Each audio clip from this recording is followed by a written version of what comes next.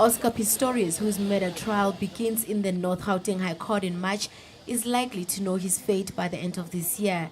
The case has sparked a global media frenzy, but has also gained fame in academic studies. The University of Witwatersrand recently hosted a seminar to guide journalists on forensic aspects of the case. The case is squaring up to be a duel between forensic experts. The forensic evidence, I think, is going to be crucial in determining this case, and it's going to be extremely important.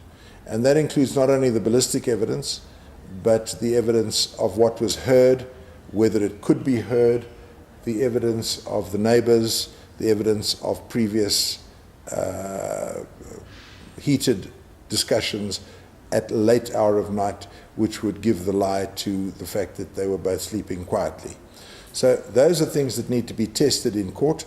Those are things that are going to be crucial in the outcome of this case. Forensic anthropologist and foreign archaeologist Patrick Randolph Queenie was part of the panel and says it has been an interesting case. In terms of evidence is really, they may turn out to be not greatly significant in the grand scheme of things, and that's how the quality of the evidence was collected.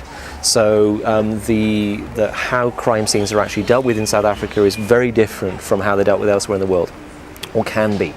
So procedures to reduce the effects of contamination, for instance, or not having a completely viable chain of evidence can become a problem, and they can be used to undermine a case. But in this case, we know who did it. It's just you're looking at the motivation behind why they did it, and those kind of fit factors may not necessarily affect that kind of determination of judgment. The trial begins on March 3rd on live television and partly in camera. What do you think of the media reporting so far? Whether it has a negative impact on the case, I don't know. The one thing it certainly does have is that it means that the normal practice rule that witnesses should not hear the evidence other than expert evidence. Expert witnesses can hear the general evidence, but it is generally thought that until a witness gives evidence, they should not hear the evidence that has been given before them. And this is to stop people trimming their sails to fit the wind. But that is clearly not going to be the case in this particular trial, because at least the audio channel is going to be broadcast live. So whether that has a negative impact, I don't know. One hopes that it won't have. But it certainly is a change in practice from the normal way in which court cases are run. The Pistorius case throws up so many different issues and problems. You've got a lot of media attention, but you also get reporting in the media. And in some other countries, what's being reported would not be allowed by the courts. So that it's useful that you're getting an exposure to the criminal justice system, you're seeing how things operate and how they work. And because you've got a trial judge who will decide on the outcome of the case, you can probably have less influence from the media on how the judge thinks.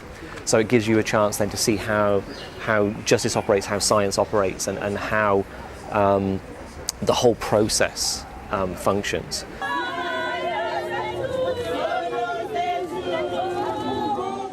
Domestic violence will also be discussed in this case to determine if Pistorius' crime resulted from his alleged abusive nature. Gender activist Lisa Verton shared her views on the abuse of women. So while we have sought to prove whether or not non-lethal abuse was present in this case, you would certainly describe it as an example of lethal domestic violence. He killed her. Very crude terms. So I think we can look at the issue narrowly just in relation to this particular case, or we can look at the broader issues of intimate female homicide and domestic violence more broadly. And that's what I want to focus on in this presentation, is in looking at this case, what are the possibilities of using this as a possibility of looking at domestic violence more broadly in South Africa? Because our data does suggest that it is the most common form of violence that women do experience.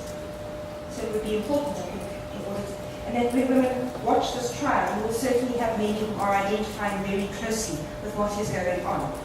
And so this becomes an opportunity to provide information that is potentially helpful or hindrance. I think what Lisa Verton was talking about today, in terms of is this a case of domestic abuse? Is this an issue that you have an individual and it's a relationship that's breaking up, and therefore this is seen as part of a system of domestic violence or of abuse, or is a purely accidental phenomenon.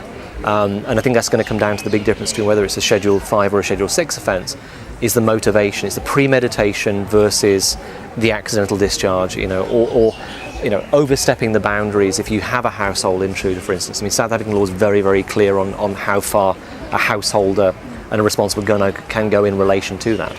The South African Police Services has repeatedly insisted it has a strong case against the Olympic and Paralympic athlete.